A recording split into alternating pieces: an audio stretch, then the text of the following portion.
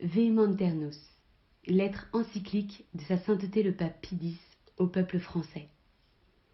Vénérables frères, bien-aimés fils, salut et bénédiction apostolique. Notre âme est pleine d'une douloureuse sollicitude et notre cœur se remplit d'angoisse quand notre pensée s'arrête sur vous. Et comment en pourrait-il être autrement, en vérité, au lendemain de la promulgation de la loi qui, en brisant violemment les liens séculaires par lesquels notre nation était unie au siège apostolique, crée à l'Église catholique en France une situation indigne d'elle et lamentable à jamais. Événement des plus graves sans doute que celui-là, événement que tous les bons esprits doivent déplorer, car il est aussi funeste à la société civile qu'à la religion, mais événement qui n'a pu surprendre personne, pourvu que l'on ait prêté quelque attention à la politique religieuse suivie en France dans ces dernières années. Pour vous, vénérables frères, elle n'aura été bien certainement ni une nouveauté ni une surprise, témoin que vous avez été des coups si nombreux et si redoutables tour à tour portés par l'autorité publique à la religion. Vous avez vu violer la sainteté et l'inviolabilité du mariage chrétien par des dispositions législatives et contradictions formelles avec elles, laïciser les écoles et les hôpitaux, arracher les clercs à leurs études et à la discipline ecclésiastique pour les astreindre au service militaire, disperser et dépouiller les congrégations religieuses et réduire la plupart du temps leurs membres au dernier dénuement. D'autres mesures légales ont suivi, que vous connaissez tous. On a abrogé la loi qui ordonnait des prières publiques au début de chaque session parlementaire et à la rentrée des tribunaux, supprimé les signes traditionnels à bord des navires le vendredi saint, effacé du serment judiciaire ce qui en faisait le caractère religieux, banni les tribunaux, des écoles, de l'armée, de la marine, de tous les établissements publics, enfin, tout acte ou tout emblème qui pouvait d'une façon quelconque rappeler la religion. Ces mesures, et d'autres encore qui peu à peu séparaient de fait l'Église de l'État, n'étaient rien autre chose que des jalons placés dans le but d'arriver à la séparation complète et officielle. Leurs promoteurs eux-mêmes n'ont pas hésité à le reconnaître hautement, et maintes fois pour écarter une calamité si grande, le siège apostolique, au contraire, n'a absolument rien épargné. Pendant que d'un côté, il ne se laissait pas d'avertir ceux qui étaient à la tête des affaires françaises et qu'il les conjurait à plusieurs reprises de bien peser l'immensité des maux qu'amènerait infailliblement leur politique séparatiste, de l'autre, il multipliait vis-à-vis de la France les témoignages éclatants de sa condescendante affection. Il avait le droit d'espérer ainsi, grâce au lien de la reconnaissance, de pouvoir retenir ses politiques sur la pente et de les amener enfin à renoncer à leurs projets. Mais attention, bons offices, efforts tant de la part de notre prédécesseur que de la nôtre, tout est resté sans effet, et la violence des ennemis de la religion a fini par emporter de vive force ce à quoi pendant longtemps ils avaient prétendu, à l'encontre de vos droits de nation catholique et de tout ce que pouvaient souhaiter les esprits qui pensent sagement. C'est pourquoi, dans une heure aussi grave pour l'Église, conscient de notre charge apostolique, nous avons considéré comme un devoir d'élever notre voix et de vous ouvrir notre âme, à vous, vénérables frères, à votre clergé et à votre peuple, à vous tous que nous avons toujours entourés d'une tendresse particulière, mais qu'en ce moment, comme c'est bien juste, nous aimons plus tendrement que jamais. Qu'il faille séparer l'État de l'Église, c'est une thèse absolument fausse, une très pernicieuse erreur. Basée en effet sur ce principe que l'État ne doit reconnaître aucun culte religieux, elle est tout d'abord très gravement injurieuse pour Dieu, car le Créateur de l'homme est aussi le fondateur des sociétés humaines, et il les conserve dans l'existence comme il nous soutient. Nous lui devons donc non seulement un culte privé, mais un culte public et social pour l'honorer. En outre, cette thèse est la négation très claire de l'ordre surnaturel. Elle limite en effet l'action de l'État à la seule poursuite de la prospérité publique durant cette vie, qui n'est que la raison prochaine des sociétés politiques, et elle ne s'occupe en aucune façon, comme lui étant étrangère, de leur raison dernière qui est la béatitude éternelle proposée à l'homme quand cette vie si courte aura pris fin. Et pourtant, l'ordre présent des choses qui se déroule dans le temps, se trouvant subordonné à la conquête de ce bien suprême et absolu, non seulement le pouvoir civil ne doit pas faire obstacle à cette conquête, mais il doit encore nous y aider. Cette thèse bouleverse également l'ordre très sagement établi par Dieu dans le monde, ordre qui exige une harmonieuse concorde entre les deux sociétés. Ces deux sociétés, la société religieuse et la société civile, ont en effet les mêmes sujets, quoique chacune d'elles exerce dans sa sphère propre son autorité sur eux. Il en résulte forcément qu'il y aura bien des matières dont elles devront connaître l'une et l'autre comme étant de leur ressort à toutes deux. Or, qu'entre l'État et l'Église, l'accord vienne à disparaître, et de ces matières communes pulluleront facilement les germes de différends qui deviendront très aigus des deux côtés. La notion du vrai en sera troublée, et les âmes remplies d'une grande anxiété. Enfin, cette thèse inflige de graves dommages à la société civile elle-même, car elle ne peut pas prospérer ni durer longtemps lorsqu'on n'y fait point sa place à la religion,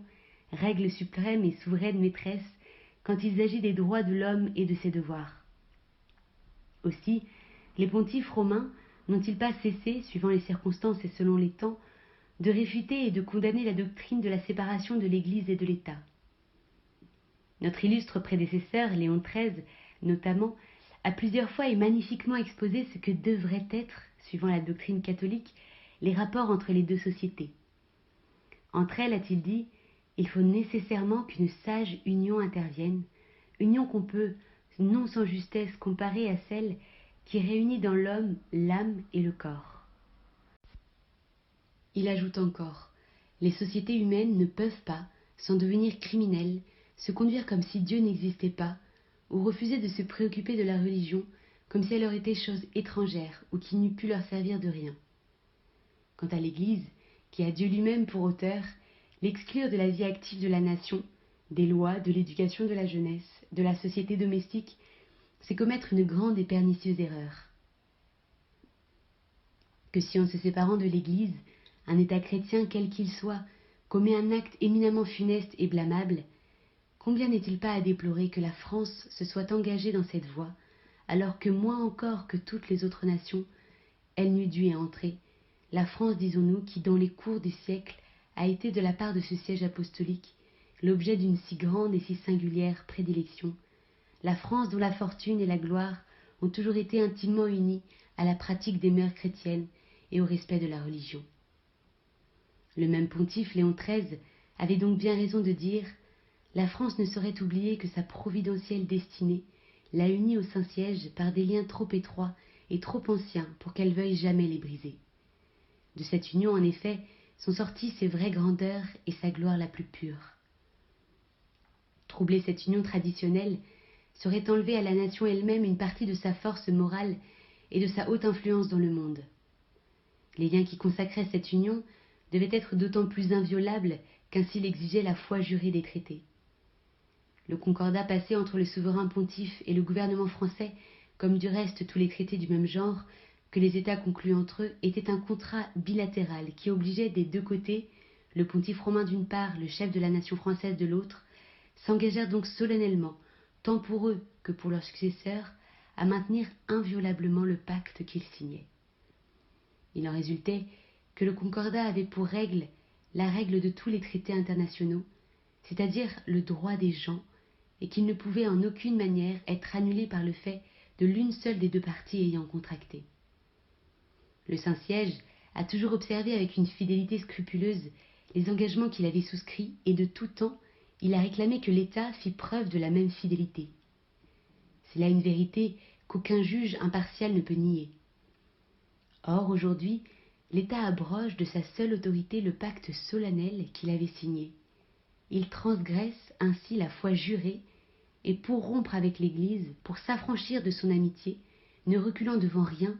il n'hésite pas plus à infliger au siège apostolique l'outrage qui résulte de cette violation du droit des gens qu'à ébranler l'ordre social et politique lui-même, puisque pour la sécurité réciproque de leurs rapports mutuels, rien n'intéresse autant les nations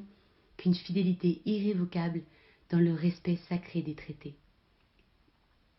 La grandeur de l'injure infligée au siège apostolique par l'abrogation unilatérale du concordat s'augmente encore et d'une façon singulière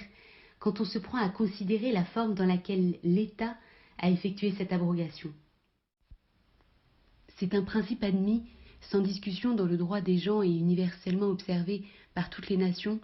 que la rupture d'un traité doit être préventivement et régulièrement notifiée d'une manière claire et explicite à l'autre partie contractante par celle qui a l'intention de dénoncer le traité.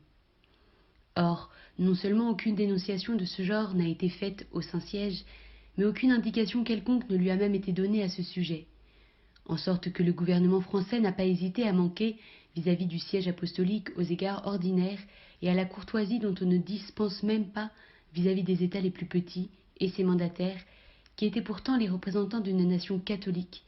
n'ont pas craint de traiter avec mépris la dignité et le pouvoir du pontife, chef suprême de l'Église, alors qu'il aurait dû avoir pour cette puissance un respect supérieur à celui qu'inspirent toutes les autres puissances politiques, et d'autant plus grand que d'une part cette puissance a trait au lien éternel des âmes, et que sans limite de l'autre, elle s'étend partout. Si nous examinons maintenant en elle-même la loi qui vient d'être promulguée, nous y trouvons une raison nouvelle de nous plaindre encore plus énergiquement. Puisque l'État, rompant les liens du concordat, se séparait de l'Église, il eût dû, comme conséquence naturelle, lui laisser son indépendance et lui permettre de jouir en paix du droit commun dans la liberté qu'il prétendait lui concéder. Or, rien n'a été moins fait en vérité. Nous relevons en effet dans la loi plusieurs mesures d'exception qui, odieusement restrictives, mettent l'Église sous la domination du pouvoir civil. Quant à nous, ce nous a été une douleur bien amère que de voir l'État faire ainsi invasion dans des matières qui sont du ressort exclusif de la puissance ecclésiastique, et nous en gémissons d'autant plus qu'oublieux de l'équité et de la justice, il a créé par là à l'Église de France une situation dure, accablante et oppressive de ses droits les plus sacrés. Les dispositions de la nouvelle loi sont en effet contraires à la constitution suivant laquelle l'Église a été fondée par Jésus-Christ. L'Écriture nous enseigne, et la tradition des pères nous le confirme, que l'Église est le corps mystique du Christ, corps régi par des pasteurs et des docteurs, société d'hommes dès lors au sein desquels des chefs se trouvent qui ont de pleins et parfaits pouvoirs pour gouverner, pour enseigner et pour juger. Il en résulte que cette Église est par essence une société inégale, c'est-à-dire une société comprenant deux catégories de personnes, les pasteurs et le troupeau, ceux qui occupent un rang dans les différents degrés de la hiérarchie et la multitude des fidèles. Et ces catégories sont tellement distinctes entre elles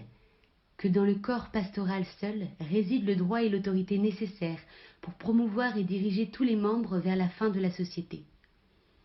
Quant à la multitude, elle n'a pas d'autre devoir que celui de se laisser conduire et, troupeau docile, de suivre ses pasteurs. Saint Cyprien, martyr,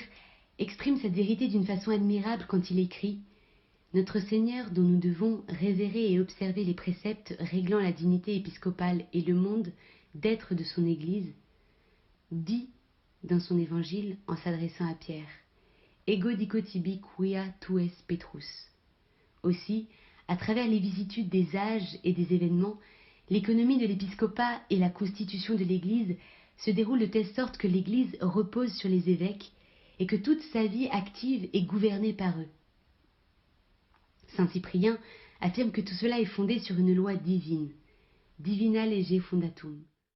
Contrairement à ces principes, la loi de séparation attribue l'administration et la tutelle du culte public, non pas au corps hiérarchique divinement institué par le Sauveur, mais à une association de personnes laïques. À cette association, elle impose une forme, une personnalité juridique, et pour tout ce qui touche au culte religieux, elle la considère comme ayant seule des droits civils et des responsabilités à ses yeux. Aussi est-ce à cette association que reviendra l'usage des temples et des édifices sacrés.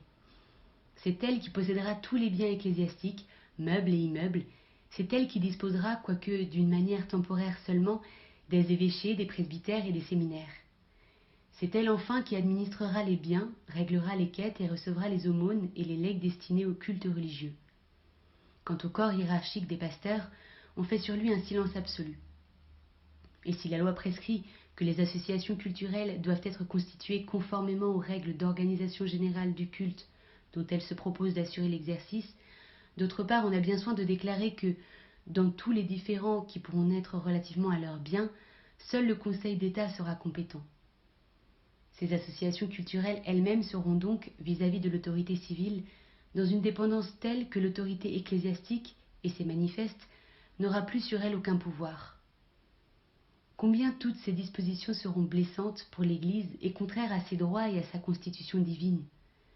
Il n'est personne qui ne l'aperçoive au premier coup d'œil, sans compter que la loi n'est pas conçue sur ce point en des termes nets et précis, qu'elle s'exprime d'une façon très vague et se prétend largement à l'arbitraire et qu'on peut, dès lors, redouter de voir surgir de son interprétation même de plus grands mots. En outre, rien n'est plus contraire à la liberté de l'Église que cette loi. En effet, quand par suite de l'existence des associations culturelles, la loi de séparation empêche les pasteurs d'exercer la plénitude de leur autorité et de leur charge sur le peuple des fidèles, quand elle attribue la juridiction suprême sur ces associations culturelles au Conseil d'État et qu'elle les soumet à toute une série de prescriptions en dehors du droit commun qui rendent leur formation difficile et plus difficile encore leur maintien, quand après avoir proclamé la liberté du culte, elle en restreint l'exercice par de multiples exceptions, quand elle dépouille l'Église de la police intérieure des temples pour en investir l'État, quand elle entrave la prédication de la loi et de la morale catholique et édicte contre les clercs un régime pénal sévère et d'exception, quand elle sanctionne ces dispositions et plusieurs autres dispositions semblables où l'arbitraire peut aisément s'exercer, que fait-elle donc sinon placer l'Église dans une sujétion humiliante et, sous le prétexte de protéger l'ordre public, ravir à des citoyens paisibles qui forment encore l'immense majorité en France, le droit sacré de pratiquer leur propre religion. Aussi, n'est-ce pas seulement en restreignant l'exercice de son culte auquel la loi de séparation réduit faussement toute l'essence de la religion,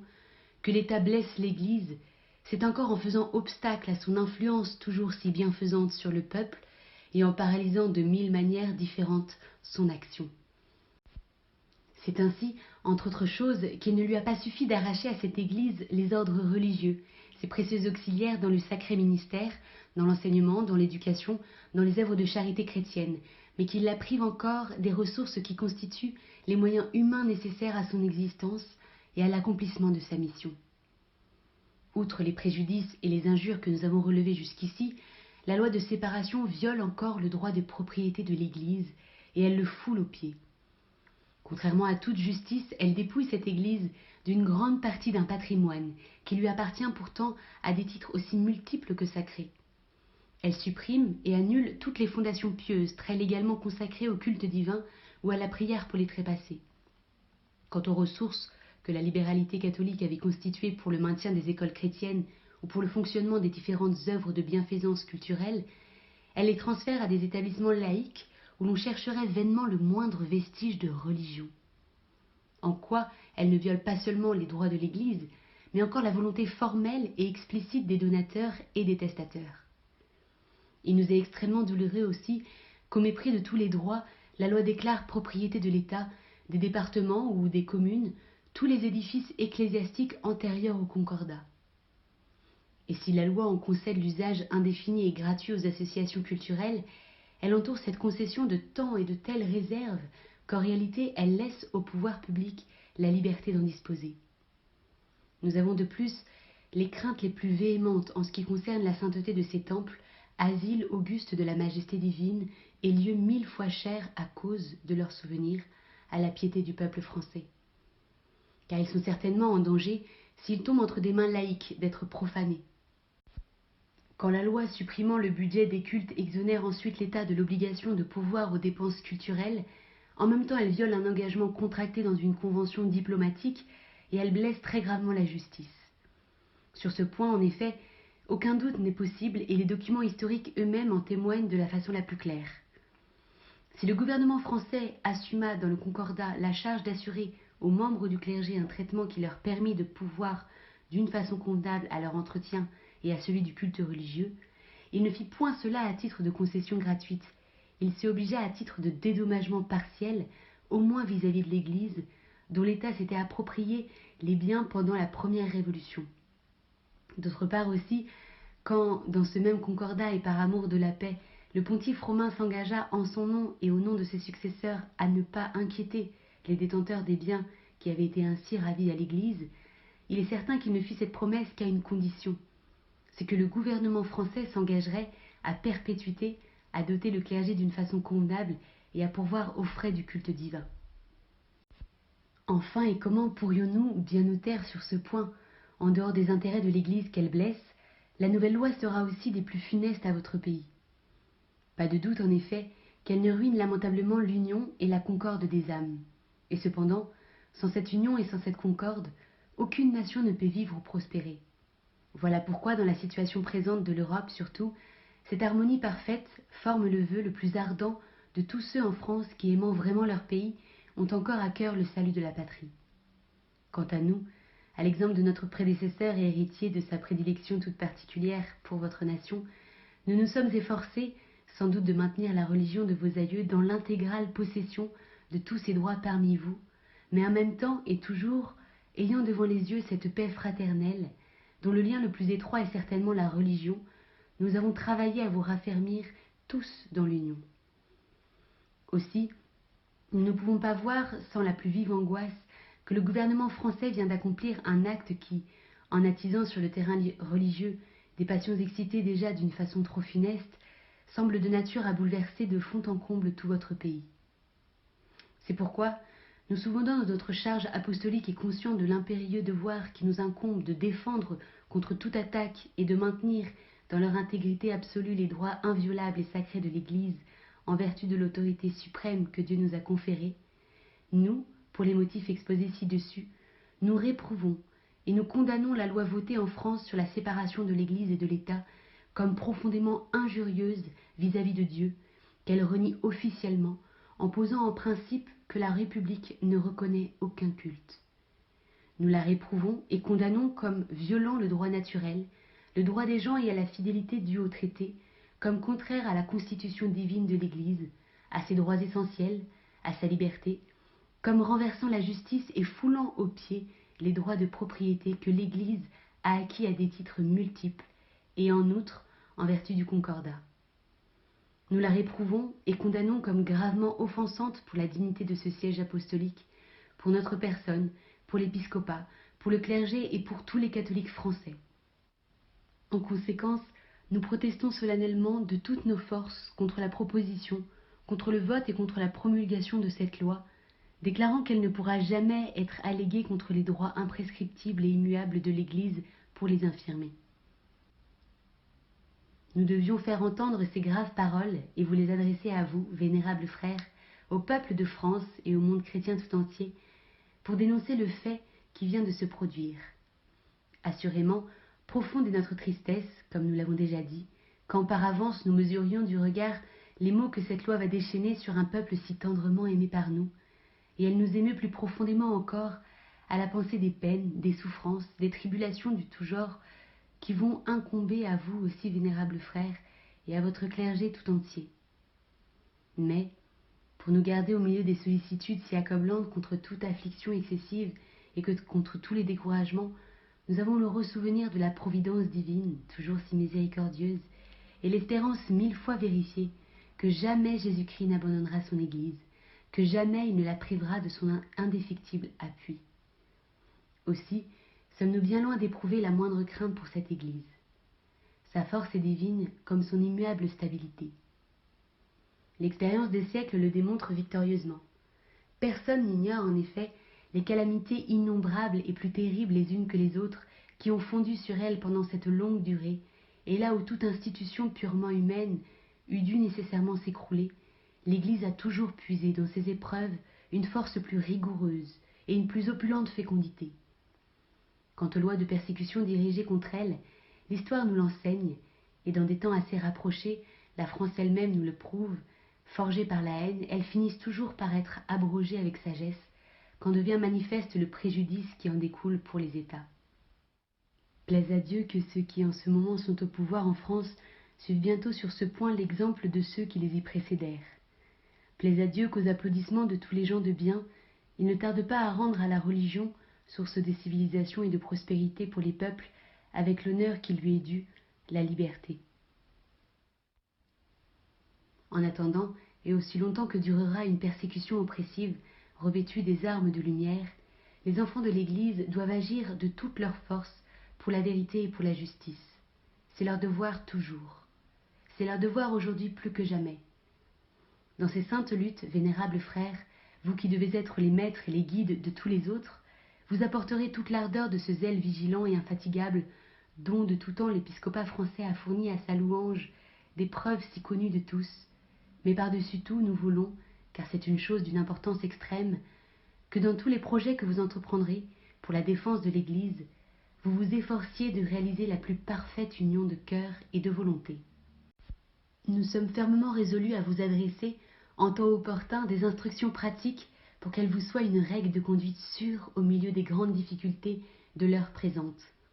Et nous sommes certains d'avance que vous vous y conformerez très fidèlement. Poursuivez cependant l'œuvre salutaire que vous faites, ravivez le plus possible la piété parmi les fidèles, promouvez et vulgarisez de plus en plus l'enseignement de la doctrine chrétienne, préservez toutes les âmes qui vous sont confiées des erreurs et des séductions qu'aujourd'hui elles rencontrent de tant de côtés. Instruisez, prévenez, encouragez, consolez votre troupeau. Acquittez-vous enfin vis-à-vis de lui de tous les devoirs que vous impose votre charge pastorale. Dans cette œuvre, vous aurez sans doute comme collaborateur infatigable votre clergé. Il est riche en hommes remarquables par leur piété, leur science, leur attachement au siège apostolique, et nous savons qu'il est toujours prêt à se dévouer sans compter sous votre direction pour le triomphe de l'Église et pour le salut éternel du prochain. Bien certainement, aussi les membres de ce clergé comprendront que dans cette tourmente, ils doivent avoir au cœur les sentiments qui furent jadis ceux des apôtres, et ils se réjouiront d'avoir été jugés dignes de souffrir des opprobles pour le nom de Jésus. Ils revendiqueront donc vaillamment les droits et la liberté de l'Église, mais sans offenser personne. Bien plus soucieux de garder la charité comme le doivent surtout des ministres de Jésus-Christ, ils répondront à l'iniquité par la justice, aux outrages par la douceur, et au mauvais traitement par des bienfaits. Et maintenant c'est à vous que nous nous adressons, catholiques de France, que notre parole vous parvienne à tous comme un témoignage de la très tendre bienveillance avec laquelle nous ne cessons pas d'aimer votre pays, et comme un réconfort au milieu des calamités redoutables qu'il va vous falloir traverser. Vous savez le but que se sont assignés les sectes impies qui courbent vos têtes sous leurs joues, car elles l'ont elles-mêmes proclamé avec une cynique audace, décatholiciser la France. Elles veulent arracher de vos cœurs, jusqu'à la dernière racine, la foi qui a comblé vos pères de gloire, la foi qui a rendu votre patrie prospère et grande parmi les nations, la foi qui vous soutient dans l'épreuve, qui maintient la tranquillité et la paix à votre foyer, et qui vous ouvre la voie vers l'éternelle félicité. C'est de toute votre âme, vous le sentez bien, qu'il vous faut défendre cette foi. Mais ne vous y méprenez pas. Travail et effort seraient inutiles si vous tentiez de repousser les assauts qu'on vous livrera sans être fortement unis. Abdiquez donc tous les germes de désunion, s'il en existait parmi vous, et faites le nécessaire pour que, dans la pensée comme dans l'action, votre union soit aussi ferme qu'elle doit être parmi les hommes qui combattent pour la même cause, surtout quand cette cause est de celle au triomphe de qui chacun doit volontiers sacrifier quelque chose de ses propres opinions. Si vous voulez, dans la limite de vos forces et comme c'est votre devoir impérieux, sauver la religion de vos ancêtres des dangers qu'elle court, il est de toute nécessité que vous déployiez dans une large mesure vaillance et générosité. Cette générosité, vous l'aurez, nous en sommes sûrs, et vous montrant ainsi charitable vis-à-vis de ses ministres, vous inclinerez Dieu à se montrer de plus en plus charitable vis-à-vis de vous. Quant à la défense de la religion, si vous voulez l'entreprendre d'une manière digne d'elle, la poursuivre sans écart et avec efficacité, deux choses importent avant tout. Vous devez d'abord vous modeler si fidèlement sur les préceptes de la loi chrétienne que vos actes et votre vie tout entière honorent la foi dont vous faites profession. Vous devez ensuite demeurer très étroitement unis avec ceux à qui il appartient en propre de veiller ici-bas sur la religion, avec vos prêtres, avec vos évêques et surtout avec ce siège apostolique, qui est le pivot de la foi catholique et de tout ce qu'on peut faire en son nom. Ainsi armés pour la lutte, marchez sans crainte à la défense de l'Église, mais ayez bien soin que votre confiance se fonde tout entière sur le Dieu dont vous soutiendrez la cause et pour qui il vous secourt, implorez-le sans vous lasser. Pour nous, aussi longtemps que vous aurez à lutter contre le danger, nous serons de cœur et d'âme au milieu de vous. Labeur, peine, souffrance, nous partagerons tout avec vous, et adressant en même temps au Dieu qui a fondé l'Église et qui la conserve, nos prières les plus humbles et les plus instantes, nous le supplierons d'abaisser sur la France un regard de miséricorde, de l'arracher aux flots déchaînés autour d'elle, et de lui rendre bientôt, par l'intercession de Marie Immaculée, le calme et la paix. Comme présage de ces bienfaits célestes, et pour vous témoigner notre prédilection toute particulière, c'est de tout cœur que nous vous donnons notre bénédiction apostolique, à vous, vénérables frères, à votre clergé, et au peuple français tout entier.